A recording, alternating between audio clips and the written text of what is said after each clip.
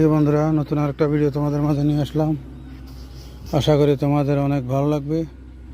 সুন্দর দৃশ্য, সুন্দর পরিবেশ, নদীর পরিবেশ, কৃষি জমির পরিবেশ, কীভাবে কৃষি কাজ করে সবাই আসলে তোমরা দেখতে পাচ্ছ।